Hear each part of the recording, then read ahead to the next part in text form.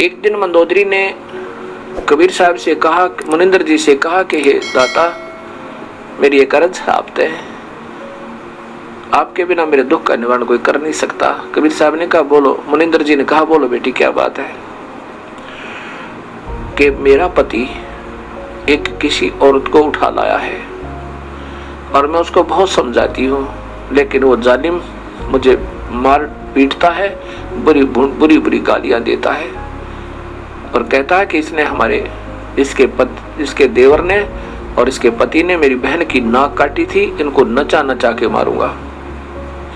तब कबीर साहब ने कहा बेटी इसको समझा दे, वो आम व्यक्ति नहीं है जिसकी पत्नी उठा लाया है, इसके तो औले दिन लग गए, इसके तो कुदिन आ गए, विनाश नजदीक है इसका। ये त्रिलोकी नाथ है, स्वयं विष्णु आए हैं। यदि ये अपना जीवन को संभाल लेगा, मान जाएगा तेरी बात और नाम ले लेगा मेरे तें, तो इसके प्रारब्ध को मैं चेंज कर सकता हूं और सीता को वापस देना होगा। मंदोदरी ने कहा कि आप उपदेश ले लो और इस सीता को वापस दे दो, ये त्रिलोकी नाथ है। तो मंदोदरी के ऊपर बहुत नाराज हो गया रावण, कई गालियां सुनाई कि तू क्या समझती है बदमाश, क्या मैं उन 2 मांसाहारी मस्करों से डर जाऊंगा। शिकार करते फिर वो 2 लौंडे, मेरे पास 1.25 लाख 1 लाख मेरे पुत्र, 1.25 लाख रिश्तेदार, कुंभकर्ण से भाई हैं, और मैं रावण पूर्ण शक्तिशाली, और साथ में तो क्या मुझे क्या समझाती है नादान, उनको मजा चखाऊंगा मैं। मंदोदरी ने बहुत समझाया लेकिन नहीं माना। कबीर साहब ने से आकर के यानी मुनिंदर जी से मंदोदरी ने कहा कि प्रभु मेरी नहीं मान रही, मुझे तो बहुत बुरा कह रहे हैं, आप कृपा बख्श दो मालिक। एक बार मेरी प्रार्थना से एक बार आप अगर जाओगे तो मान जाएगा आपकी। मंदोदरी की प्रार्थना पे मुनिंदर जी अर्थात कबीर साहब रावण के द्वार पर पहुंचे, जहां पर राज दरबार लगा हुआ था। दरबार में जाकर के कबीर साहब ने कहा उन पहरेदारों से कि मैं रावण से मिलना चाहता हूं। पहरेदार कहने लगे हम बाहर का संदेशा अंदर नहीं दे सकते, हमारे यहाँ से कलम गर्दन कलम कर दे, वो सुनता नहीं किसी की, बड़ा क्रोधी राजा है, और अंदर का संदेशा बाहर दे सकते हैं। अब कबीर साहब वहां से अंतर्ध्यान हुए और जहां रावण बैठा था ऊंची सेज पर, वहां दरबार लगा था पूरा, वहां जाकर के प्रकट हो गए। जब रावण ने देखा कि ये कौन आ रहा है दरवाजे की तरफ से व्यक्ति, अननोन व्यक्ति, तब उसने पूछा तू कौन है, कहां से आया है, कैसे आ गया, और बुलाओ पहरेदारों को। उन द्वारपालों ने कैसे आने दिया इसको, बुलाओ उनको।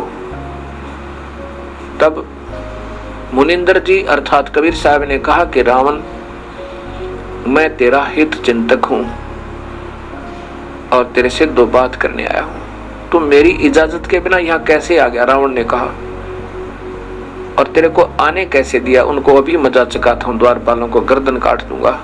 तब मुनिंदर अर्थात कबीर साहब ने कहा कि तुम्हारे द्वारपालों का कोई दोष नहीं, उन्होंने मुझे अंदर आने से रोका था और मैं वहां से अंतर्ध्यान हुआ और यहाँ प्रकट हो गया। ऐसे साहब एक बार अंतर्ध्यान हुए रावण के सामने और फिर दृष्टि गोचर हो गई कि ऐसे मैं वहां से उनके सामने से अंतर्ध्यान होकर यहाँ प्रकट हो गया, उन्होंने नहीं देखा मुझे अंदर आते ही, वो निर्दोष है। कबीर साहब ने सोचा ये राक्षस उनको मार डालेगा। तो रावण ने कहा कि तू फिर आ कैसे गया, मैं तेरे से कुछ बात करने आया हूं। रावण ने कहा क्या बात करना चाहता, बोल तू। परमेश्वर ने कहा कि तू इस सीता को वापस दे दिए, तेरी मौत है, और पर नारी को अपहरण करना इससे बड़ा जुल्म नहीं होता। मैं आपसे प्रार्थना करने आया हूं, तो इसको वापस दे दे। रावण ने कहा कि पहले तो मैं तुझे मजा चखाता हूं, पीछे मुझे शिक्षा देना। निकाल कर तलवार और कबीर साहब के ऊपर इतना गुस्से से, क्योंकि 1 नंबर का योद्धा जो 100 मटके दारू पीवर 100 जोटों का भैंसों का मांस एक बार खावे, उसमें कितनी शक्ति होगी, विचार करना। और कबीर साहब ने एक सींक, ये जो बुहारी झाड़ू होता है और जो खेतों से लाई हुई एक पतली पतली सींक होती है, उस सींक को साथ लिए हुआ था। सींक एक छोटी सी पतली सी होती है, लंबी, इतनी सारी लंबी, तो उसको ऐसे डाल दिया उसकी तलवार के सामने और ऐसे 70 बार वार किए उस रावण ने। क्रोध में आकर जो आंखें लाल करके रावण की तलवार, एक तलवार कितना मोटा वृक्ष हो आर पार कर दे। और उस में ऐसी आवाज आवे सींक के, ऐसी लगे जैसे लोहे के थंब का लगती है, खंबे का, कटाकट कटाकट, निशान भी नहीं हुआ उस सींक के, लेकिन बुद्धि भ्रष्ट के फिर भी समझ में नहीं आई। पसीनम पसीना का 70 वार करना, पसीने आगे रावण के, और सींक न्यू की न्यू। कबीर साहब ने कहा कि देखा, ये तेरी निशान भी नहीं है तेरी तलवारों का, और मान जा मेरी बात, नहीं रोएगा इन दिनों को याद करके। कबीर साहब, रावण ने देखा कि मर नहीं रहा, अब मारूं कैसे। कहा कि मैं तेरी बात नहीं मानना, तू एक बार कहे चाहे 1,00,000 बार कहे। यूं कहकर सिंहासन पर बैठ गया और पसीने पहुंचा छे। कबीर साहब बोला ठीक है, मर कुएं में पड़ गए, न मानता था। एकदम अंतर्ध्यान हुए, अंतर्ध्यान होके और अपना आके मंदोदरी से कहा, बेटी उसकी बुद्धि भ्रष्ट होली, ये पाप आत्मा नहीं माने। फिर मंदोदरी ने समझाया, मंदोदरी को गालियां देवे कि तू क्या समझती है, मैंने शिव की भक्ति की है, वो विष्णु होगा तो पड़ा रहेगा, और ये जंगल में घूमने वाला विष्णु हो सके। मैंने भगवान शिव की पूजा की है और 10 बार यहाँ से गर्दन काट के समर्पण कर रखा है, और भगवान शिव मेरे ऊपर प्रसन्न है। उन्होंने मुझे ठाठ कर रखे हैं, कितनी सोने की लंका दे रखी है, मेरे इतने योद्धा भाई बहन पुत्र हैं, सब कुछ। तो उन 2 मस्करों से मुझे डराती है, पड़ी रहे बोल वाली।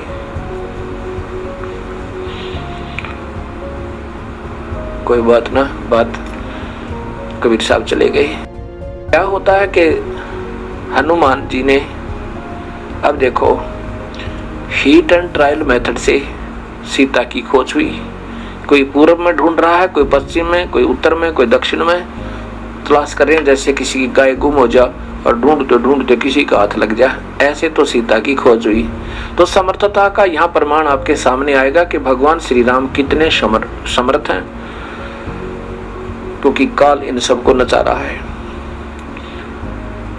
हनुमान जी लंका में पहुंच जाते हैं।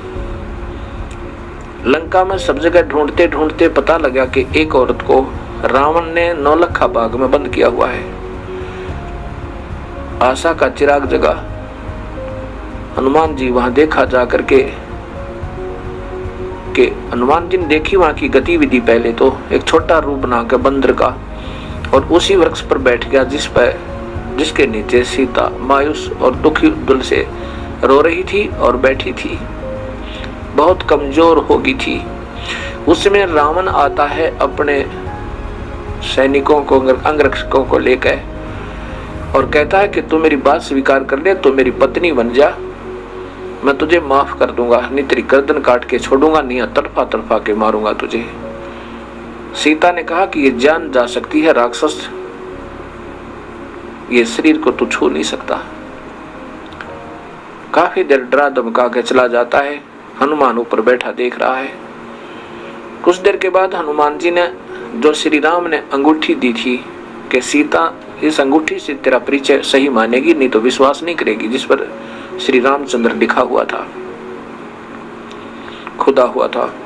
अब जो ही ऊपर से वो अंगूठी यानी छाप डाली, वह रिंग डाली सोने की, सीता ने देखा श्री रामचंद्र जी की अंगूठी को, जो रोज देखा करती थी, तुरंत पहचान ली। ऊपर देखा, वो हो तो बंदर बैठा है, और कहने लगी, रे बंदर, तूने एक जख्म और कर दिया मेरे हृदय में। पहले तो यह महादुखी थी, मेरा अपहरण हुआ, ऊपर से वनवास था, और मेरे पति की मृत्यु की खबर लेकर आ गया तू।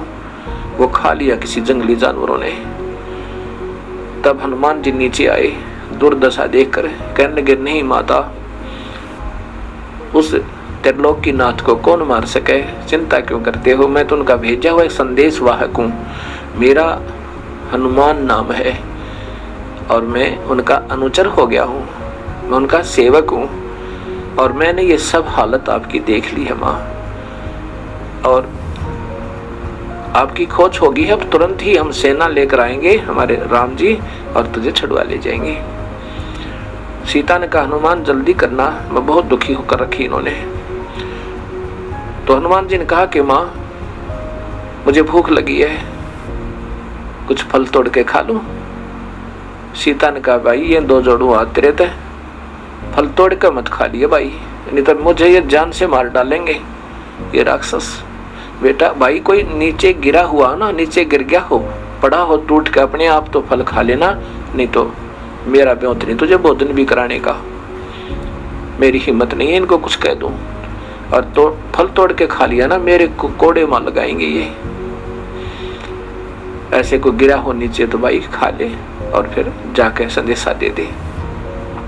हनुमान जी ने देखा कि देख राक्षस ने क्या हाल कर रखा, एक औरत के साथ ऐसा जुल्म। क्या वो नर मनुष्य होते हैं, वो योद्धा होते हैं जो औरतों को तंग करें राक्षस। तो हनुमान जी का गुस्सा उठा, पहले तो खूब तोड़ तोड़ कर फल खाए कि थोड़ी खुराक सी को 5-4 मन में तो ऊंचा क्या होगा, 1-2 क्विंटल खाए तोड़ तोड़ के, और फिर उन वृक्षों को पकड़ के और जड़ से उखाड़े और समुद्र में फेंक दे। तोड़ गिरा सारा बाग न हला हला के। अब रखवाले पकड़ना उनका एक मुक्का धरती में गट जावे, जमीन में जा दुनसा उसको एक मारे चार पड़े, एक का गदा ठोके 4 मरे। ऐसे वहां तहलका मचा दिया। यह लंबी कथा सबको मालूम है, ज्यादा ना लंबा करके मैं इतना कहना चाहता हूँ। फिर सीता से कहा कि माँ मैं अब जा रहा हूँ। सीता जी ने अपना कंगन, हाथ का कंगन दिया, सोने का बना हुआ एक, और कहा कि हनुमान जी ये कंगन ले जा भाई, इस कंगन के बिना भगवान श्री राम विश्वास नहीं करेंगे कि मेरी तलाश होगी है, क्योंकि वो बहुत दुखी है, उनका विश्वास उठ चुका है।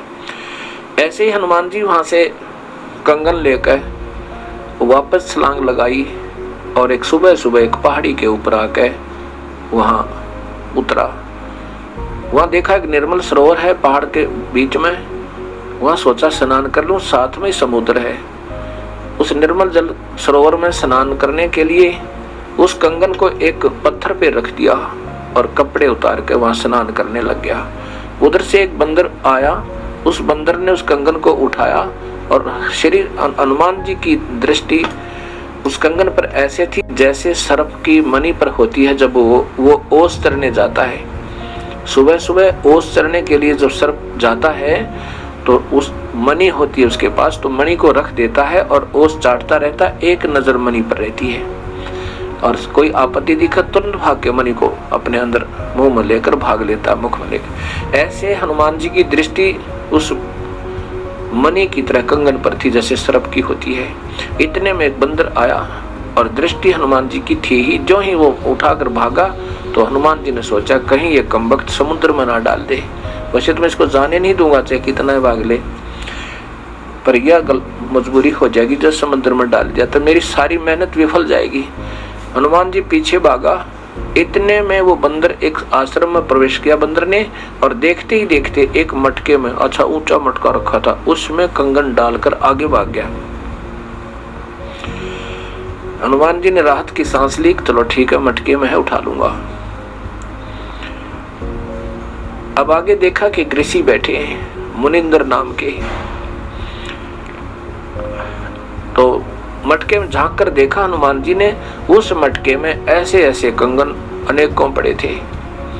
उठाकर देख रहा है, विचलित हो गया कि ये तो सारे एक जैसे ही हैं, ना जाने वो ओरिजिनल कौन सा है। बड़ा असमंजस में हो गया कि तो बात बिगड़ गई। ऋषि के पास गया, ऋषिवर मैं हनुमान हूँ, पवन पुत्र हनुमान हूँ और श्री राम का दास हूँ, श्री रामचंद्र जी का, और ऋषि जी सीता जी की खोज हो गई है।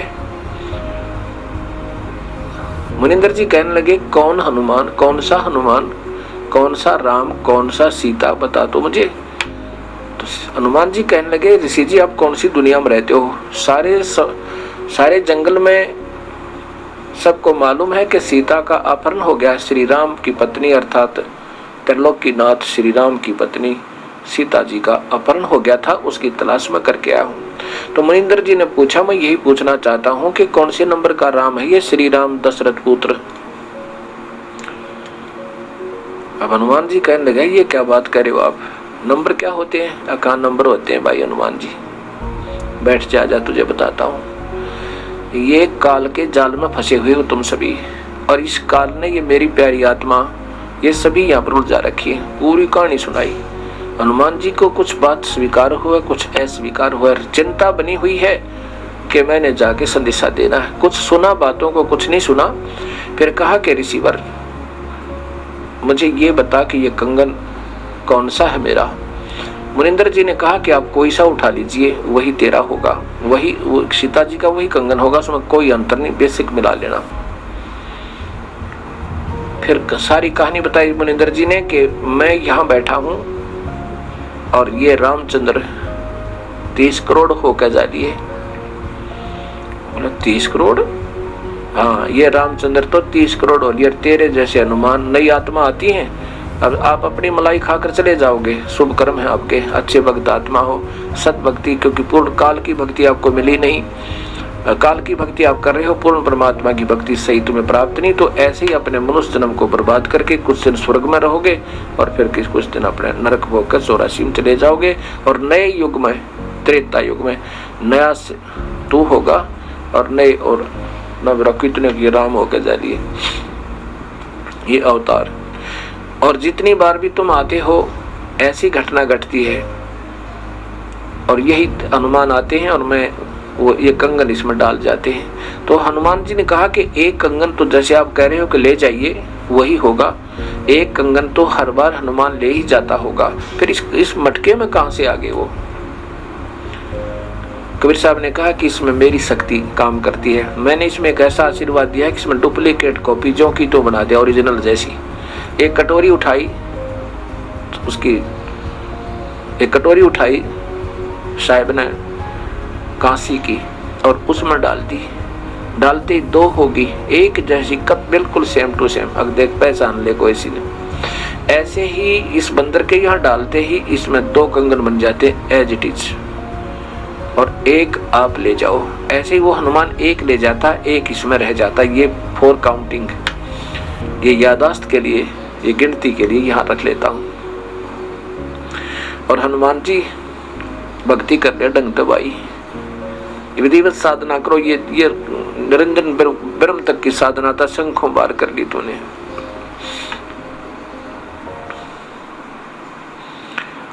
अब कबीर साहब क्या समझाते हनुमान जी को?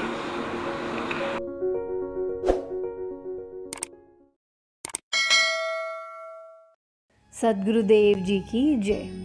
बंदी छोर सदगुरु रामपाल जी महाराज जी ने कुरान शरीफ सूरत फुरकान 25 आयत संख्या 58 का अनुवाद करके वास्तविक अर्थ प्रकट किया है कि हजरत मोहम्मद जी जिसे अपना प्रभु मानते हैं, वो कुरान ज्ञान दाता अल्लाह किसी और पूर्ण प्रभु की तरफ संकेत कर रहा है कि हे पैगंबर, उस कबीर परमात्मा पर विश्वास रख जो तुझे जिंदा महात्मा के रूप में आकर मिला था। वो कभी मरने वाला नहीं है, अर्थात वास्तव में अविनाशी है। तारीफ के साथ उसकी पाकी, उसकी पवित्र महिमा का गुणगान किए जा। वो कबीर अल्लाह पूजा के योग्य है और अपने उपासकों के सर्व पापों का विनाश करने वाला है। पवित्र कुरान शरीफ प्रमाणित करती है कि प्रभु से शरीर है और उसका नाम कबीर है, सत साहिब। अधिक जानकारी के लिए जगत गुरु तत्वदर्शी संत रामपाल जी महाराज द्वारा लिखित पवित्र पुस्तकें ज्ञान गंगा, जीने की राह, गीता तेरा ज्ञान अमृत, अंधश्रद्धा भक्ति खतराए जान बिल्कुल निःशुल्क मंगाएं। अपना नाम, पूरा पता हमें व्हाट्सएप करें। हमारा नंबर है 7496801823। जगत गुरु तत्वदर्शी संत रामपाल जी महाराज के मंगल प्रवचन अब प्रतिदिन सुनिए MH1 श्रद्धा टीवी पर दोपहर 2 से 3 बजे सारथी टीवी पर शाम 6:30 से 7:30 बजे, साधना टीवी पर शाम 7:30 से 8:30 बजे, ईश्वर टीवी पर रात 8:30 से 9:30 बजे।